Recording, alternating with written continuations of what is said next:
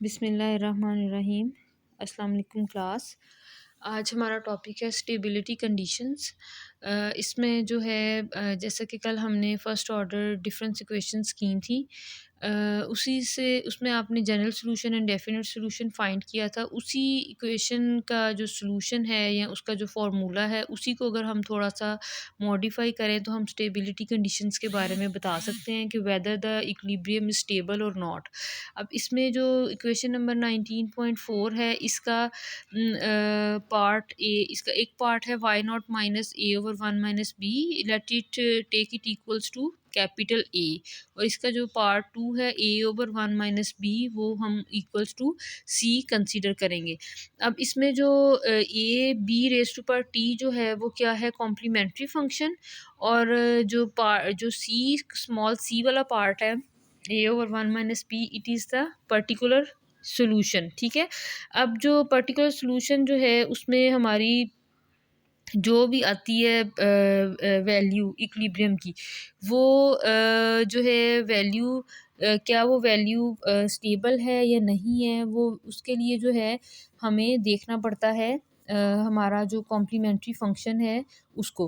अब इसमें जो है आगे उसने डिफरेंट किस्म टाइप्स की 7 केसेस बताए हैं कि which shows whether the equilibrium is stable और नॉट।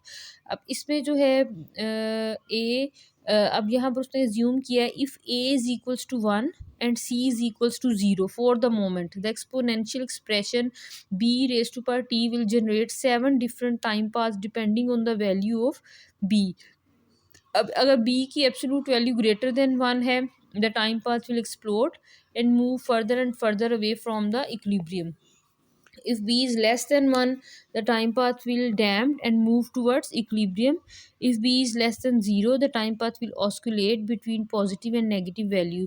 नेक्स्ट पेज पर आपको 7 डिफरेंट डायग्राम नज़र आएंगी, वो इसी जो है सिचुएशन को प्रेजेंट कर रही हैं, उसको आपने अच्छी तरह से देख लेना है। और इसी तरह b की वैल्यू ग्रेटर देन 0 है, the time path will be non oscillating. ठीक है। उसमें उसके बाद उसने इसी को एक्सप्लेन किया है विद द एग्जाम्पल नंबर 4। अब एग्जाम्पल नंबर 4 में आप देखें कि जो है in the equation Y T is equals to B T, यानी कि आपके पास रिड्यूस हो के ये इक्वेशन रह गई है। तो बी जो है it ranges from minus infinity two plus infinity और 7 different time pass can be generated. अगर बी की वैल्यू नंबर 1 क्या है, ग्रेटर देन 1 है। ठीक है।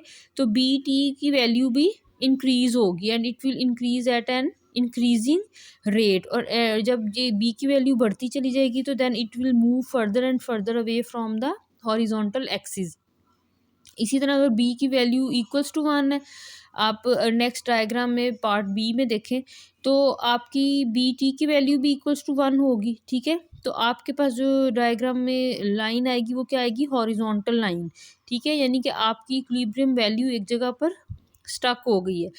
If B is less than 0 and less than 0 is less than B and B is less than 1, then b is a positive fraction and bt decreases and t as t increases। यानी कि अगर b की value less than 1 है तो bt decrease करेगा as t increases, drawing closer to and closer to the horizontal axis but always remaining positive. ठीक है। ये इस तरह अगली डायग्राम में आपको पार्ट सी में ये चीज़ आपको नज़र आएगी। इसी तरह b is equals to 0, then B T जो है वो भी इक्वल्स टू 0 होगा।